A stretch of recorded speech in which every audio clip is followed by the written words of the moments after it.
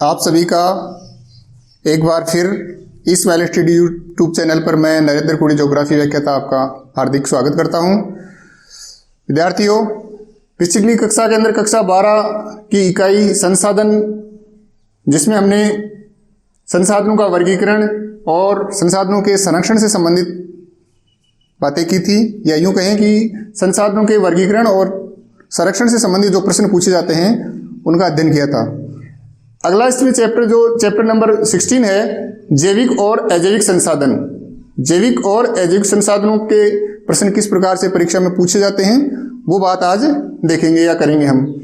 हम देखते हैं कि जैविक और अजैविक, पिछली कक्षा में बात की थी, जैविक यानी जिनमें प्रजनन क्षमता पाई जाती है, जो जनन करते हैं, वो सभी चीजें जैविक में सम्मिलित की गई हैं, या जिनको जीविक संसाधनों को कहा गया है। अजैविक संसाधन जिनमें प्रजनन क्षमता नहीं पाई जाती, यथार्थ जनन नहीं करते, वृद्धि नहीं करते, गुणन की क्षमता नहीं होती। इस चैप्टर में जैविक और अजैविक संसाधन हम भारत के परिप्रेक्ष्य में करेंगे। भारत के अंदर जैविक संसाधन किस प्रकार हैं, अजैविक संसाधन किस प्रकार हैं, उनका क्या महत्व है, क्या संरक्षण के तरीके हैं, क्या क्या चीजें इनमें सम्मिलित की गई हों, इस चैप्टर में हम देखेंगे। मुख्य तौर से हम कक्षा 12 में इस बार जो अभी एग्जाम होने जा रहा है उनमें क्या प्रश्न बनते हैं वही बात करेंगे। सबसे बात करें जैविक में 3 चीजों को सम्मिलित किया गया है, पशु संसाधन, वन संसाधन, मत्स्य संसाधन। ये तीनों ही संसाधन किसमें सम्मिलित हैं? जैविक संसाधनों के अंदर सम्मिलित किए गए हैं। आगे बात करते हैं हम अजैविक संसाधन। तो भारत की दृष्टि से जल संसाधन और खनिज संसाधन, इन दोनों को अजैविक संसाधनों में लिया गया है। सबसे पहले अपन पशु संसाधन से संबंधित क्या क्या प्रश्न पूछे गए हैं और क्या क्या प्रश्न पूछे जाएंगे, तो आइए देखते हैं पशु संसाधन। बात करते हैं पशु संसाधन। पशु संसाधन के बोर्ड में कैसे प्रश्न पूछे गए हैं या पूछे जाते हैं, तो अपन बात करते हैं। सबसे पहला प्रश्न बनता है इसके अंदर, विश्व का लगभग कितना प्रतिशत जो पशु संसाधन भारत के अंदर पाया जाता है, तो उसका आंसर क्या होगा कि विश्व का लगभग 20% पशु संसाधन भारत देश रखता है, यहाँ की जनसंख्या रखती है। पशु संसाधन के अंदर प्रश्न 1 अंक का पूछा जाता है, छोटा, अति लघुतरात्मक और बड़ा ही आसान और इजी होता है। थोड़ी सावधानी रखनी होती है इसमें। क्या प्रश्न होते हैं, जैसे पालतू पशुओं की बात करें तो पालतू पशुओं के अंदर अपने को गाय, बैल, भैंस, भेड़, बकरियां, ऊंट, ये जो हमारे सामान्य दैनिक जीवन में जो जंतु काम में आते हैं या पशु काम में आते हैं उनकी बात की गई है। प्रश्न मुख्यतः गाय, भैंस और भेड़, इन्हीं में से पूछने की अधिक संभावना रहती है। तो इनमें क्या प्रश्न बनता है वो हम देखते हैं। तो सबसे पहले बात करते हैं हम गाय या बैल की। तो प्रश्न बनने का तरीका है कि गाय विश्व की कितनी प्रतिशत भारत में पाई जाती है, तो भारत में विश्व का परसेंट है 12.7%। बड़ा इजी से आसान सा प्रश्न है। इसको दूसरी के तरीके से भी पूछ सकते हैं। दूसरे तरीका क्या होता है, विश्व में गाय और बैल के पालन में या पालने की दृष्टि से कौन सा स्थान है, तो विश्व में द्वितीय स्थान पे, प्रथम स्थान पे कौन है? प्रथम स्थान पे ब्राजील है। आगे बात करते हैं भैंस की।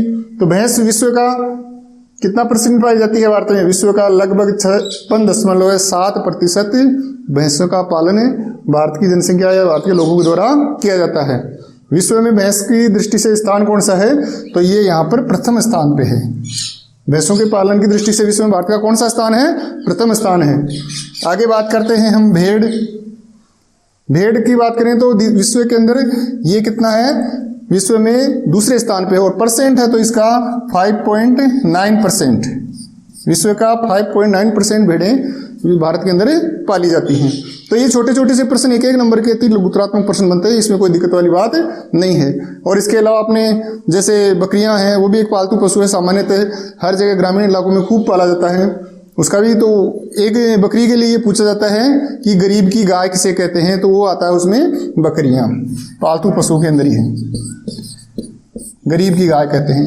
ऊंट को अपन राजस्थान के अंदर पश्चिमी इलाके हैं उनमें बहुत इसका उपयोग किया जाता है। सेना के सामरिक दृष्टि से भी बात करें या अपन व्यावसायिक दृष्टि से बात करें, रेगिस्तान होने की वजह से राजस्थान के पश्चिमी इलाकों में ऊंट का खूब इस्तेमाल करते हैं और उसको रेगिस्तान का जहाज कहते हैं। तो ये पालतू पशुओं की सामान्य सी बातें होंगी जो बड़े आसानी से अपने इसके उत्तर दे सकते हैं। अगला प्रश्न बनता है इसमें, भारत में पशुधन की कमजोर स्थिति के कारण विश्व की तुलना में या विश्व के सापेक्ष अपन देखें तो भारत का पशुधन है वो काफ़ी कमज़ोर है। तो प्रश्न कैसे इसमें, जैसे छोटा 1 या 2 नंबर का या 3 नंबर का प्रश्न बनता है, अगर 2 नंबर का प्रश्न बनता है तो अपन को क्या पूछेंगे, स्थिति के कोई 2 या 4 कारण लिखिए। तो आइए देखते हैं हम। पौष्टिक आहार व हरे चारे की कमी। पहला कारण क्या है कि भारत के अंदर जो पशुओं के लिए पौष्टिक आहार नहीं है, हरे चारे की उपलब्धता कम है। दूसरा, इसमें अच्छी पशु नस्लों का अभाव। हमारे अधिकांश जो पशु हैं वो ग्रामीण इलाकों के अंदर पाली जाती हैं, तो वहाँ पर समुचित व्यवस्थाएं नहीं होने के कारण क्या है, वहाँ की नस्लें हैं वो अच्छी नहीं हैं। पशुओं में बीमारियाँ, इसमें मेजर कारण रहता है कि लोगों के पास शिक्षा का अभाव है, ग्रामीण इलाके हैं, तो पशुओं को बीमारियों का पता नहीं लग पाता, अच्छी चिकित्सा स्वास्थ्य सेवाएं नहीं है, तो उस कारण से पशुओं में कई बीमारियां होती हैं, तो पशु संसाधन अधिक विकास नहीं कर पाता। पशुपालकों की अज्ञानता व लापरवाही, इसका सीधा सा संबंध किससे है, ग्रामीण इलाके हैं, ग्रामीण इलाकों में शिक्षा नहीं है, और शिक्षा के अभाव में क्या होता है, पशुओं को क्या किस प्रकार से उनकी स्वास्थ्य चिकित्सा और चारे की व्यवस्था है, उन सब का वो ध्यान नहीं रख पाते। आगे बात करते हैं, ये जो 4 कारण हैं, प्रश्न पूछने का तरीका होता है इसमें कि हमको 2 या 4 कारण लिखने होते हैं बोर्ड में परीक्षा के अंदर। इसका विपरीत प्रश्न पूछे आपसे, क्या पूछे, भारत में पशु संसाधन विकास के उपाय क्या हैं, तो हम क्या करेंगे इसके अंदर, हम करेंगे सीधा सा इन पॉइंट दे रखे हैं, चारों पॉइंट को अपन उल्टा कर देंगे, विपरीत कर देंगे। कैसे कि इसके लिए हम क्या कर सकते हैं, पौष्टिक व हरे चारे की उपलब्धता या उसको बढ़ाना चाहिए, अच्छी पशु नस्लों का उपयोग करना चाहिए, पशुओं की बीमारियों के लिए अच्छी चिकित्सा एवं स्वास्थ्य सेवाएं ग्रामीण इलाकों में उपलब्ध करानी चाहिए, और पशुपालकों को शिक्षित करना चाहिए, उनको रोगों से चारे से संबंधित सभी जानकारियां देनी चाहिए। तो इस प्रकार से पशु संसाधन से संबंधित कोई भी हमें प्रश्न पूछते हैं तो बड़े ही आसानी और सहजता के साथ हम उसका उत्तर दे सकते हैं। पशु संसाधन में हमने देख लिया कि किस प्रकार से प्रश्न बनते हैं। तो जैविक संसाधन का अगला रूप है वन संसाधन। वन संसाधनों के बारे में देखते हैं कि भारत में वन संसाधनों का किस प्रकार से वितरण और स्थिति बताई गई है।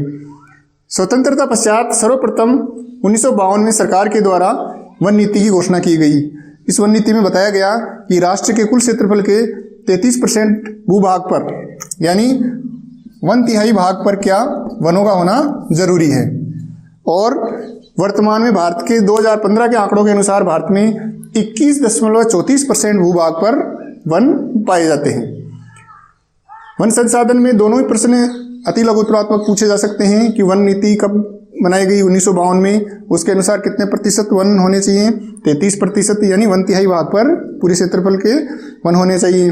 2015 के अनुसार के आंकड़ों के अनुसार कितने क्षेत्र में वन पाए जाते हैं, तो 21.34। आगे बात करते हैं इसमें वन संसाधन में वनों के वितरण से संबंधित कि भारत के अलग अलग क्षेत्रों में किस प्रकार के वन पाए जाते हैं, उनकी क्या क्या विशेषताएं हैं, उनमें किस प्रकार के वृक्ष पाए जाते हैं, उनकी जानकारी देखते हैं। प्रश्न पूछने का तरीका होगा, जैसे भारत के वनों का 6 प्रकार से इसका वर्गीकरण किया गया है, इसको 6 प्रकार के भागों में बांटा गया है। तो प्रश्न क्या होगा, इन 6 में से कोई भी आपसे एक प्रकार पूछा जा सकता है, उनकी सामान्य विशेषताएं, महत्वपूर्ण विशेषताएं हम इस पे बात करेंगे। और जैसे हमने पहले वनों को मानचित्र के माध्यम से देखें तो कि किन किन क्षेत्रों में कौन कौन से वन पाए जाते हैं। सबसे पहला प्रकार है उष्णकटिबंधीय सदाबहार वन। इसकी क्या विशेषताएं हैं, इसकी विशेषताएं हैं, सबसे पहले बात करें हम वर्षा की, कि यहाँ पर वर्षा की मात्रा कितनी होती है। तो वर्षा की बात करें तो इस क्षेत्र में वर्षा 200 सेंटीमीटर से अधिक वर्षा होती है, या यूं कहें कि भारत में सर्वाधिक वर्षा इन्हीं क्षेत्रों में होती है। तो अब आगे बात करते हैं तापांतर। वार्षिक तापांतर 28 डिग्री सेल्सियस होता है। यहाँ पर किन क्षेत्रों में पाए जाते हैं, तो इन क्षेत्रों की बात करें भारत के मानचित्र के माध्यम से अपन देखने की कोशिश करते हैं, समझते हैं इसमें। तो सबसे पहले बात करें अपन उत्तरी पूर्वी हिमालय। तो भारत का जो उत्तरी पूर्वी क्षेत्र है, अपन यहाँ अपन उत्तराखंड से लेके और असम और अरुणाचल प्रदेश तक का जो क्षेत्र है उसके अंदर उष्णकटिबंधीय सदाबहार वन पाए जाते हैं। दूसरा बात करते हैं पश्चिमी घाट। जो भारत का तटीय प्रदेश है उसका पश्चिमी क्षेत्र है, ये अपना अपन मान सकते हैं पश्चिमी घाट। इसका जो पश्चिमी ढाल है, ये वाला जो क्षेत्र है, यहाँ पर ये वन पाए जाते हैं। अगला इसका क्षेत्र है अंडमान निकोबार द्वीप समूह है। अपने भारत से दूर छोर वाला क्षेत्र है अंडमान निकोबार द्वीप, यहाँ पर भी ये वन पाए जाते हैं। तो ये इस प्रकार से उष्णकटिबंधीय सदाबहार वन, वर्षा, तापांतर क्षेत्र अपने समझ सकते हैं। इनको अपने को मानचित्र के माध्यम से देखकर अपन ये क्या बता सकते हैं, हो सकता है अपने को प्रश्न मानचित्रों में भी पूछ ले कि आपको उष्णकटिबंधीय सदाबहार वनों को भारत के मानचित्र में अंकित कीजिए, तो अपन आसानी से बता सकते हैं। अगला है मानसूनी पतझड़ वन। मानसूनी पतझड़, पतझड़ मतलब एक ऋतु में इनके पत्ते गिर जाते हैं। पहली बात देखते हैं इसमें, यह पहला पॉइंट बनता है अपन 100 से 200 सेंटीमीटर की यहाँ वर्षा होती है। वार्षिक तापांतर रहता है 26 डिग्री से 30 डिग्री सेल्सियस। क्षेत्र कौन कौन से हैं? हिमालयी क्षेत्र। हिमालय की बात करें अपन, यहाँ से जो जम्मू कश्मीर से लेके और अपना जो पूरा क्षेत्र है, इस क्षेत्र के अंदर अपने को ये वन देखने को, मानसूनी पतझड़ वन देखने को मिलते हैं। मध्य भारत के अंदर अपन देख सकते हैं मध्य प्रदेश, गुजरात और महाराष्ट्र वाला क्षेत्र, इन क्षेत्रों में भी ये वन अपने को देखने को मिलते हैं। पश्चिमी घाट, ये पश्चिमी घाट जो तटीय क्षेत्र है, इसके अपन पश्चिमी ढाल पे देखे थे उष्णकटिबंधीय सदाबहार वन, और इसके इस क्षेत्र में पूर्वी ढाल वाले क्षेत्र में हम कौन से वन देखते हैं? मानसूनी पतझड़ वन देखते हैं। मानसूनी वन के पश्चात अब बात करते हैं, अगला है उष्णकटिबंधीय वन। इन वनों में वर्षा की बात करें तो वर्षा होती है यहाँ पर 50 सेंटीमीटर से 100 सेंटीमीटर। वार्षिक तापांतर की बात करें तो वार्षिक तापांतर है यहाँ 20 डिग्री सेल्सियस से 35 डिग्री सेल्सियस। क्षेत्रों की बात करें कि भारत के किन क्षेत्रों में ये वन पाए जाते हैं, तो उत्तरी पश्चिमी भारत। कौन सा क्षेत्र है? उत्तरी पश्चिमी भारत। ये देखिए यहाँ से जो क्षेत्र है, इन क्षेत्रों के अंदर ये वन अपने को देखने को मिलते हैं। दूसरा है इसमें दक्षिणी प्रायद्वीप के शुष्क भाग। दक्षिणी प्रायद्वीप के शुष्क भाग, ये वाला जो क्षेत्र है इसके अंदर, यहाँ पर ये वन अपने को देखने को मिलते हैं, उष्णकटिबंधीय वन। नेक्स्ट है मरुस्थलीय वन। मरुस्थलीय वन, यहाँ वर्षा की बात करें तो सबसे कम वर्षा इन्हीं क्षेत्रों में होती है, 50 सेंटीमीटर से भी कम वर्षा।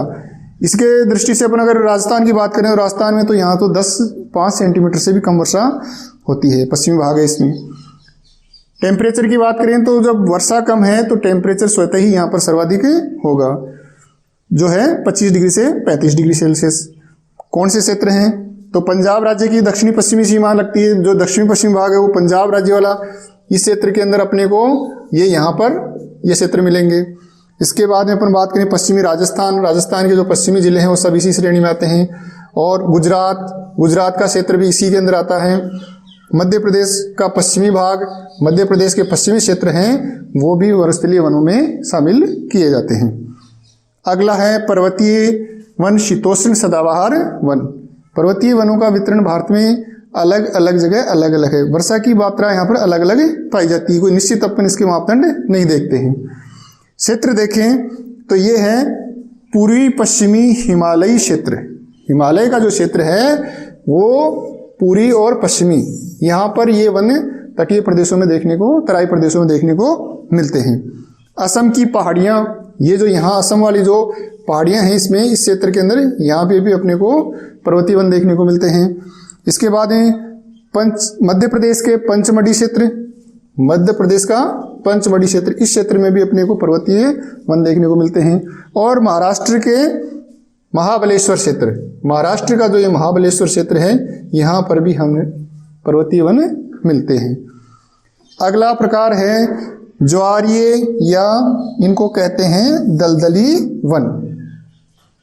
ज्वारीय और दलदली वन का संबंध है अपने डेल्टाई प्रदेशों से है, और मुख्यतः भारत में डेल्टाई प्रदेश अपने को गंगा और ब्रह्मपुत्र नदी के मुहाने पे देखने को मिलता है।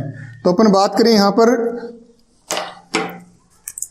गंगा और ब्रह्मपुत्र का डेल्टाई प्रदेश, जहाँ पर दोनों नदियाँ आकर मिलती हैं, या ये कहें कि भारत का तटीय क्षेत्र और बांग्लादेश में डेल्टाई क्षेत्र है, यहाँ पर ये नदियाँ मिलती हैं और डेल्टा बनाती हैं। उस क्षेत्र में अपने को सुंदरी वृक्ष के नाम से जानते हैं ये वन।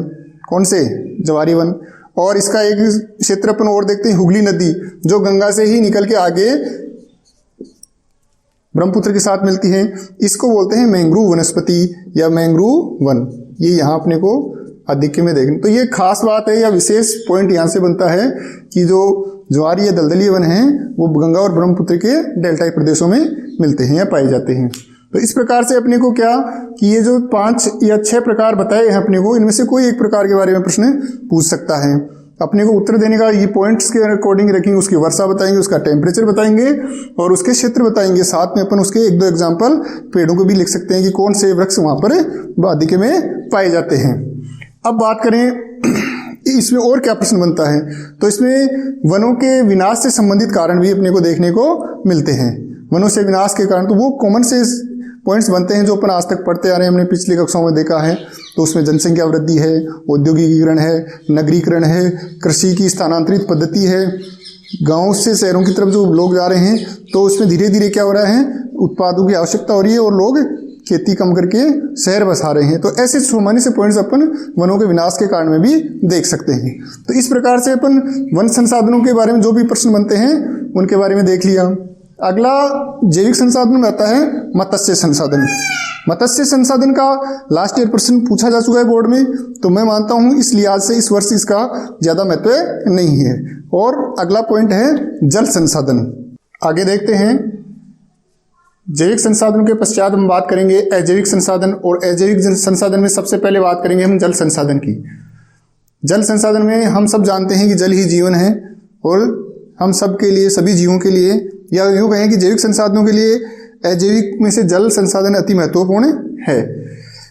भारत की दृष्टिकोण से अपन देखें कि भारत में जल के स्रोतों को 2 मुख्य भागों में बांटा गया है, एक धरातलीय जल और दूसरा भूमिगत जल। धरातलीय जल में अपन देखें तो नदियां, झील, तालाब, बांध, नाले, ये सब क्या हैं, धरातलीय जल के स्रोत हैं।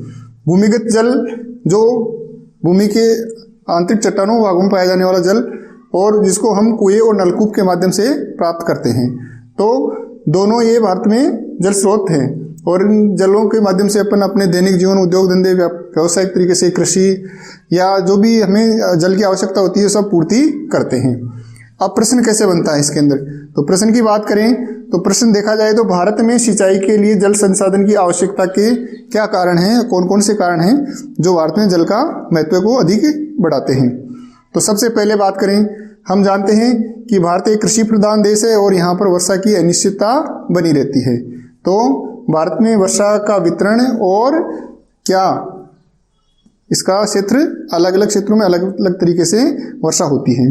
दूसरी बात करें अपन, दूसरा पॉइंट बनता है इसमें कि गहन कृषि बहुफसलीकरण व्यवस्था के लिए भारत में अगर व्यावसायिक तरीके से अपन कृषि करें तो उसमें अधिक जल की आवश्यकता होती है। बहुफसलीकरण, एक वर्ष में जो समय होता है उसमें अपन एक से अधिक 2 या 3 फसलों का अगर उपयोग करते हैं तो अधिक जल की आवश्यकता होती है। भारत के अधिकांश हिस्सों में या यूँ कहें जो पश्चिमी क्षेत्र हैं उनमें सूखे की समस्या अधिक रहती है, वर्ष भर अकाल की समस्या बनी रहती है। तो इस कारण भी हमें जल संसाधनों की आवश्यकता अधिक रहती है। व्यावसायिक फसलों के उत्पादन में वृद्धि के लिए, व्यापारिक दृष्टि से जो फसलें हैं, जिन्हें अधिक लाभ देने वाली फसलें हैं, अधिक धन देने वाली फसलें हैं, उनके उत्पादन के लिए हमें अधिक जल की आवश्यकता होती है। शुष्क श्रेणी या शुष्क क्षेत्रों में फसलोत्पादन के लिए, जिन क्षेत्रों में पानी का अभाव है, जहाँ वर्षा कम होती है, उन क्षेत्रों में हम जल इन माध्यमों से, नदियों के माध्यमों से या जो सिंचित जल है उसको पहुँचाने के लिए क्या करते हैं, जल की संसाधनों को रिजर्व करने की जरूरत रहती है। चारागाहों के विकास के लिए, भारत एक कृषि प्रधान देश है, अधिकांश जनसंख्या ग्रामीण क्षेत्रों में निवास करती है और ग्रामीण क्षेत्रों में पशुपालन ही उनका मुख्य व्यवसाय होता है कृषि के साथ में। तो पशुओं के लिए, चारे के लिए, चारागाहों के विकास के लिए भी जल संसाधनों की आवश्यकता रहती है, बनी रहती है। अब एक प्रश्न अपन यहाँ पर बात करें जो पहले 2017 में भी पूछा जा चुका है और इस बार उसके आने की प्रबल संभावना है या पूछ सकते हैं, तो वो है जल संरक्षण एवं जल प्रबंधन क्या है। प्रश्न क्या आएगा, जल संरक्षण एवं जल प्रबंधन क्या है। संरक्षण का शब्द का अर्थ अपन शुरू में इस चैप्टर में समझ चुके हैं कि जो भी चाहे जैविक संसाधन हो या अजैविक संसाधन हो, भावी पीढ़ियों के लिए हम उसको बचा कर रखें, हम अपनी आवश्यकताओं को मितव्यतापूर्ण विवेक से दोहन करें उनका। तो वो सब चीज़ें हमें इस जल के संरक्षण के लिए भी देखनी होंगी। सबसे पहले चीज़ बात करते हैं जल प्रदूषण का निवारण। औद्योगिक दृष्टि से या उद्योगों से, नगरों से जो जल प्रदूषित हो रहा है उसको हम क्या करें, उसको प्रदूषित होने से रोकें, उसको बचाएं। तो इस प्रकार अपन जल को बचाकर संरक्षित कर सकते हैं। जल का पुनर्चक्रण, जो भी पानी है उसको अपन एक से अधिक कामों में ले सकते हैं, उसको रिसाइकिल कर सकते हैं। जल संभरण, पानी का इकट्ठा करना, पानी के स्रोतों को अलग अलग तरीके से, पानी जो स्रोत हैं उनको पानी को बचा के रखना। वर्षा जल संचयन, सरकारों के द्वारा, राज्य सरकार और केंद्र सरकारों के माध्यम से बार बार ये अपील की जाती है कि जो वर्षा का जल मिलता है उसको अपन रिजर्व करें अपने किसी भी माध्यम से। तो इस प्रकार से ये प्रश्न बनता है, इसमें अपने को 4 बिंदु पूछ सकते हैं। 2 नंबर का प्रश्न बनता है, जल का संरक्षण क्यों आवश्यक है और कैसे किया जा सकता है। इसी प्रकार भारत में जल संसाधन की आवश्यकता क्यों है, तो वो भी हम यहाँ से 4, 5 या 6 पॉइंट लिखकर, 2 नंबर का होगा तो 4 पॉइंट होंगे और 3 नंबर का होगा तो 6 पॉइंट होंगे। इस प्रकार अपन जल संसाधनों को समझा सकते हैं। और आप सभी से निवेदन रहेगा, आप हमारे चैनल को सब्सक्राइब करें, ज़्यादा से ज़्यादा लाइक करें, अपने दोस्तों, अपने मित्रों के साथ इसको शेयर करें और आप हमसे मिलते रहें।